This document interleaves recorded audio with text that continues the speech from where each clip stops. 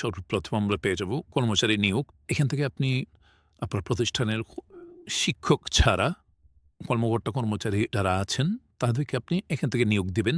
এখানে হচ্ছে আমরা নাম লিখে দিলাম এবং এটা হচ্ছে যোগদানের তারিখ। এখানে যে যোগদানের যে তারিখটা দেওয়া হবে সেই তারিখ থেকে ওনার বেতন কার্যক্রম শুরু হবে। সেক্ষেত্রে আমরা যোগদানের তারিখ দিয়ে দিলাম ১ তারিখ। এখানে লিঙ্গ হিসেবে পুরুষ নাকি মহিলা সেটা সিলেক্ট করে দিবেন। এটা হচ্ছে ওনার পদবি। ওনার পদবি কী হবে? এটা হচ্ছে ওনার ইমেইল। এটা হচ্ছে ফোন নাম্বার, র‍্যান্ডম নাম্বার। এখানে হচ্ছে উনার বেতন কত টাকা ধার্য করা হয়েছে। সাপোজ উনার বেতনটা হচ্ছে ৳৮,০০০ এবং এখানে রক্তপ্রুফ একটা বাধ্যতামূলক না।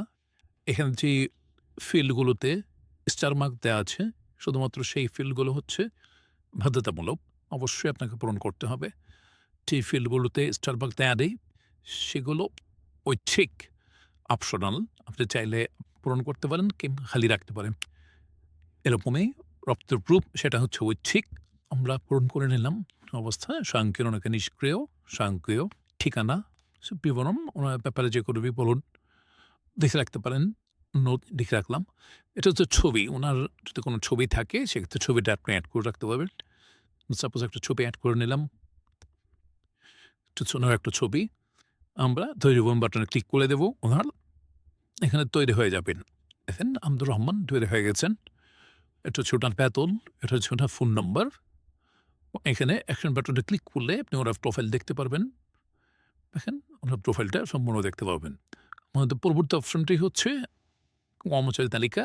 এখন যে তালিকাটি আসছে এখান থেকে আপনি আপনার যে সকল কর্মচারী আছেন এই মুহূর্তে সবার অবস্থা এখান থেকে দেখতে পারবেন। প্রত্যেকের লিস্ট এখান থেকে পাবেন এবং এখানে অ্যাকশন বাটনে ক্লিক করলেই তাদের প্রোফাইলটা দেখতে পারবেন। এখানে বাটনে ক্লিক করলে এটা ভিউ হয়ে যাবে।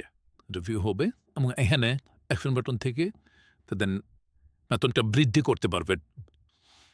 যে বেতনটা আছে এই মুহূর্তে সেই বেতনটাকে আপনি বাড়াতে পারবেন এবং এখানে এডিট বাটন আছে। এডিট থেকে এডিট করে নিতে পারবেন। কোনো ধরনের ইনফরমেশন এড করতে চাইলে ডিলিট বাটন থেকে ডিলিট করতে পারবেন।